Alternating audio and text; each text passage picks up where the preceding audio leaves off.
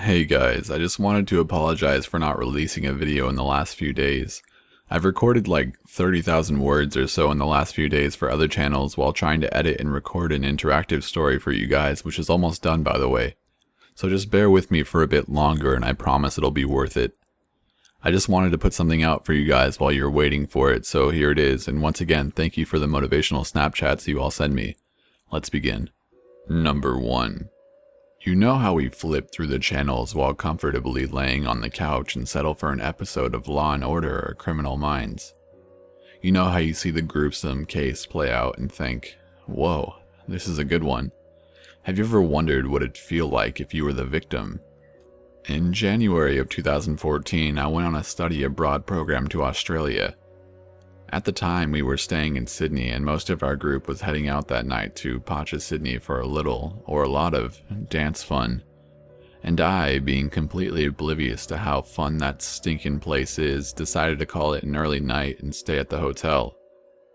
The next morning, everyone dragged in around 5 a.m. and I couldn't sleep much past their drunken entrance, so soon after I decided to head out to this side street we infamously called Burberry Street, since the Burberry store there offered free Wi-Fi.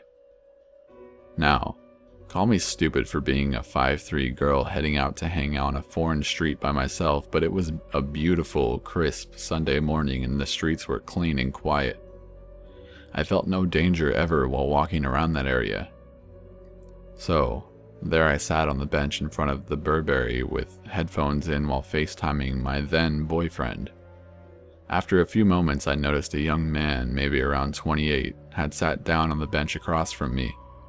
And me being completely caught up in the conversation, I hadn't even noticed him or that he was staring at me. The funny thing was, he had a huge grin on his face as if we were some long-lost best friends. I just politely smiled back, then went right back to FaceTiming. A few minutes passed and the young man stood up and walked into my peripheral vision and stood there anxiously stepping back and forth from left to right foot, like a child waiting to see their birthday surprise, all the while still grinning. This is when I assessed his appearance. He was dressed in black from head to toe. He even had black hair slicked back really nice and had black eyes and pale skin. I looked at him and furrowed my brow out of curiosity, and this is when he held his right hand up and seductively bit his knuckles at me. At this point, I started to feel that fight or flight instinct and stood up and started slowly backing away, keeping the man to my front and the beginning of the street to my back. He smiled even larger and started to mimic my movements, backing away while still watching me. Finally, he turned around and walked towards his end of the street but kept looking back and grinning at me over his shoulder. I turned around too at this point and quickly whispered to my then boyfriend, who was confused as hell on the screen, what was going on and that I was going to lose Wi-Fi really quick because I was hightailing it out of there. As soon as I reached the end of the Burberry Street back to my main street, I sighed in relief and looked both ways before crossing, and to my surprise, the man had caught up to me and was standing to my left on the other side of the street, watching me while talking to someone inside a darkly tinted black car. I freaked out and took the right and began power walking towards the nearest coffee shop, only to find that the lights were on but the doors weren't unlocked yet. When I looked back to the man who was casually walking at the same speed, car following him and staying about half a block behind me, only now he wasn't smiling. At this point I started running, and damn, you always think how fast you could run with adrenaline, right? Well, when fear overcomes adrenaline, it's a different story. My legs felt like jello and every step felt as if bricks were tied to the bottom of my feet. I looked back quickly and that's when I saw this guy right on my tail, and that is when he reached out. He yanked my arm violently. I lost balance and smack. My feet flew out from under me as I landed on the concrete in this order: elbows, palms, face, and then the rest of my body. I tried to get up as I hit the ground, but everything was dizzy and in slow motion. Thankfully, a nearby restaurant owner was unlocking the restaurant's door and saw what happened and rushed at us while shaking his fist at the man. The black car gunned it down the street and the man smirked and held his hands up, slowly backing away and then turning around and walking swiftly away. At this point I started shaking violently and crying out of fear and then eventually pain. The restaurant owner kindly rushed me into his shop and sat me down at the table with a pack of ice and soon a cup of coffee. Eventually the police took a report, but nothing could be done. I refused to go to the hospital, and thankfully it was only a couple of bad bruises and skinned elbows. To this day, I still don't know the man's intentions, but I am 100% positive they weren't good ones. If that restaurant owner hadn't been coming into his shop early that day, I don't know where I would be. Number 2. This happened to my father in 1975 in a little country bumpkin town when he was 7 years old and his sister was 9. I will be typing this out as he recounts what happened. My father was a truck driver who had to be up at 2 a.m. every morning. That meant we had a rule in our house that no matter what, you can't wake Dad up when he goes to bed at 7 p.m. My mother worked at an old folks home till 10 p.m. every night. So for a couple of hours it was just me and my sister in the house by ourselves. It was our bedtime one night, so me and my sister went to bed. In a couple minutes I heard something hitting the side of the house. Then it started hitting my window. It was really weird, so I got my sister to come in my room. We looked out the window and saw a man bouncing one of my toys against the window and catching it. He put his hand to his mouth and motioned for us to be quiet. Then, he motioned for us to go outside and play with him. We were frozen in fear. Then he started walking away and we couldn't see him out the window. We ran to the kitchen, and there he was motioning for us to open the sliding glass door. We knew we couldn't wake my dad up, so we ran and hid in the living room. The man walked to our front door and started whispering something we couldn't understand and making scratching noises. All we could do was cry and remain paralyzed.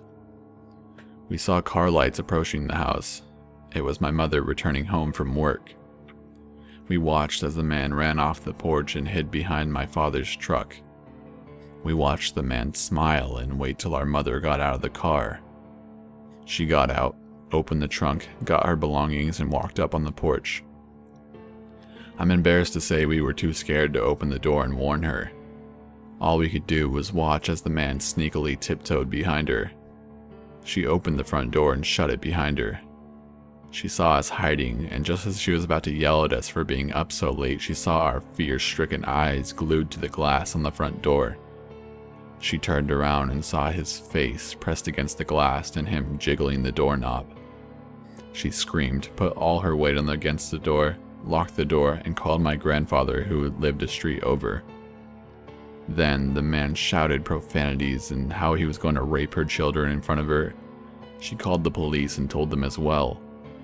Next thing we know, my grandfather is speeding up the driveway with his gun out the window, just firing it randomly. The cops pulled up just as the man took off into the woods. They saw his back, but that was it. They chased through the woods with dogs and a whole squad out searching.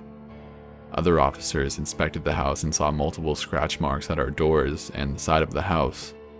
Apparently, he tried to break in and couldn't, so he tried to lure us into letting him in. They never found who it was, and that was the last we ever saw him. We were all pretty traumatized for a while, but it didn't bother our dad one bit. In fact, he didn't wake up the entire time. So, weirdo back in 75. I'm so glad we haven't met again, because if we do, you'll be the one who says, let's not meet. Number 3. Around 6 years ago, I worked in a small convenience store in a pretty quiet neighborhood. I was around 18 at the time, maybe a little older, and all of the staff members were female. With it being such a small store, we literally had 5 staff members who rotated shifts. I remember that when this incident took place, the manager had decided to take sick leave, and that left little old me to run the store as I had been working there the longest. Our tiny little shop opened at 5 in the morning, and being the good sport that I am, I decided that I would work the early shifts because the other members of staff were a little nervous with their lack of training on opening, and the fact that it was in the middle of winter, it was actually a little unnerving opening a store completely on your own while it's so dark and evidently quiet.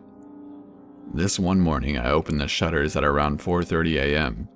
I turned on the crappy little heater as I made my way out to the back to make myself a coffee. Then went to the front of the store where our newspapers were sat waiting to be put onto the shelves. I got the papers out and headed outside for a cigarette before opening. The few feet of snow added to the eeriness of this morning. Around 6 a.m. every morning we would get a steady flow of builders and workmen coming in to buy a few Kit Kats and Red Bulls. Knowing them all quite well, I often took some form of comfort from knowing that if anything went wrong, I had a lot of big men heading in to save the day. This morning, 6 a.m. came and went, and I had literally not had a single customer. I bet the snow is too bad to work, I thought. I flicked through magazines and drank too much coffee just to keep occupied. At around 6:30 a.m., I popped into the kitchen to turn on the kettle, and I hear someone come in and cough at the counter. I make my way from out of the back and see a tall, lanky, intoxicated man standing there, staring at the cigarettes. I apologize for his delay and ask him what I can help with. I'm horrible. I was taken back a little bit by what this man had said, and I repeat myself and ask what I can help with. I need you to punch me in the face. I'm a terrible man. I don't know why I did it. I don't know. At this point, I was borderline shitting bricks. I know that if this man wants to hurt me, there is literally fuck all I can do. I'm tiny in comparison. I try to play it off as a joke and say something along the lines of, "Don't be crazy. I don't go punching people." The man is not amused by me. For the first time, he looks at me, leans over the counter, and starts slurring disgusting things that he wants to do to me. What if I fucked you so hard you couldn't breathe anymore? What if I made you bleed? I'm going to make you gag on me for being a slut. I need you to punch me. My heart had stopped. We had no panic buttons. The only phone I had was just out of reach, but even if I had gotten it, there was literally nowhere to lock myself in while I waited for help. I was frozen. I just stared at this man blankly until I heard, "What the fuck did you just say?" And a loud crack as I watched my bleedy raper friend's jaw was no longer in line with his face. Apparently, when I was making my coffee, 2 customers had came in. A lanky raper guy and one of my faithful builders that was later disappointed no one had informed him it was a snow day. My builder pal wrestled our lovely friend out of the store, where he managed to pretty swiftly disappear considering the amount of snow. That morning, I made my builder friend a cup of tea and didn't charge him for his purchases as a massive thank you for what he did. God knows what may have happened. Number 4. I was 13 and just had my elementary school graduation ceremony. My friends and I decided to stay outside late and celebrate. We didn't drink at the time, so our idea of celebration was playing Manhunt or whatever around our neighborhood until about 8 or 9 p.m. As the sun began to set, my friends made their way home one by one. A couple of my friends and I decided to stay out a little longer. To us, this was living dangerously, especially since our neighborhood was considered extremely unsafe. My girlfriend at the time, Victoria, said she had to go home first and check in with her mother to let her know where she was, as we didn't have cell phones at the time. She said she would go home for a second and come right back. She only lived about 2 blocks away from where we were hanging out, so no one made much of it. 10 minutes had gone by and we continued to play our games. 15 minutes had gone by and she still never came back. I've always been an unusually paranoid person. I currently have an anxiety disorder, so maybe that's why. So when she didn't come back, I started getting very concerned. It didn't make sense for it to take her this long to cover 2 blocks there and back. My friends reassured me that she was probably just convincing her mother to let her stay outside. Finally, after about 20 minutes, we see Victoria coming to us and crying with scratches on her right arm. She told us that on her way back to the park there was a car following her and she started walking faster because she was getting creeped out. She's used to getting whistled at by older men. She was a pretty mature and brave girl and usually didn't lose her cool when stuff like this happened. But I recall her saying that this time, a feeling of dread and gloominess washed over her. About after 30 seconds, the car pulled up next to her and a man in a mask came out and tried to grab her. She screamed and tried fighting back. The man was about to drag her to the car when suddenly another car was driving down the road, passing by them. When it came close enough, the man let go of her arm and went back to his car and drove away while she ran for her life back to the park. By the time she got back to the park, there was only 2 people remaining, me and Victoria's best friend Jennifer. Petrified, Victoria begged us to walk her back home and said that her dad would drop me and Jennifer off at our houses. It was pretty dark at this point, so obviously we agreed. We walked through the field and were walking through our school parking lot when suddenly we got blinded by the front lights of a car. As you would suspect, the man in the mask came out of the car. At first, I thought if he got close enough, me and my 2 friends might have had a shot at overwhelming him since it was 3-on-1 and would have had a chance to get away. At the very least, I could hold him off while they made a run for it. What happened next stripped me of every last bit of courage I had while fear and panic quickly came over me. 2 other men had come out of the car. One of them was a giant. At this point, I was scared shitless. There was a few meters between us when they came out of the car, but you could still hear them talking. "Oh look, she's got a friend. Let's take her too," one of them said excitedly. I was probably the most frightened at that point. These monsters were going to take my friends and do God knows what with them. And chances are they were going to kill me if I stood in the way. I had to think quickly because they were getting closer. The parking lot was at a slight slant, sort of like a driveway, so there were bricks laid out to keep some of the teachers' cars from rolling backwards during the day. I honestly don't know what to call what I did next. It was either an act of bravery or complete insanity. I always considered myself to be a bit of a timid boy. Even cowardly at times, I always avoided fights and I used to get picked on, even though I was stronger than a lot of people in my grade. But this time, something came over me. I quickly grabbed one of the bricks beside me and threw it onto their car. It smashed their left light, which really pissed them off. I yelled at Victoria and Jennifer to run to the opposite direction while I held them off. I grabbed another brick and threw it into them when they tried to run after Victoria. It did keep them away and buy my friends a bit of time. Now, I should tell you that I ran track and I was pretty goddamn good at it. Top 3 in the city actually, so I was quite a bit strong for my age. And I was more than confident that they wouldn't catch me if I ran. After about 10 seconds, Victoria and Jennifer had covered maybe 40 meters or so, giving them enough distance between us. That really pissed the big guy off. He pulled out a box cutter and started charging at me. At this point, I ran to my left and sprinted as fast as I could and didn't look back. I ran all the way to the fence that bordered the school property. Unfortunately, it was way too tall for me to climb and the men were gaining on me quickly. Luckily, I remembered that close by, the bottom of the fences were cut open wide, enough for me to slide through. I knew this because I used to go through that hole to get into my friend Martin's backyard. By this time, the 2 smaller men were really close while the big fella was some ways back. I was pretty exhausted since I was running in dress clothes. On top of that, it was dark and I was having trouble finding the hole in the fence. I remember when I saw it, I ran for it as if I had been in the desert and saw an oasis of water. I tried to slide under the fence and run to Martin's back door, but one of the men had grabbed my tux jacket and tried to pull me back to their side of the fence. Growing up in this neighborhood, I had experienced a lot of scary stuff, but I had to say this was by far the scariest moment of my life. Have you ever felt that powerful feeling that transcends fear? The only word I can think of to describe it is death. I felt death.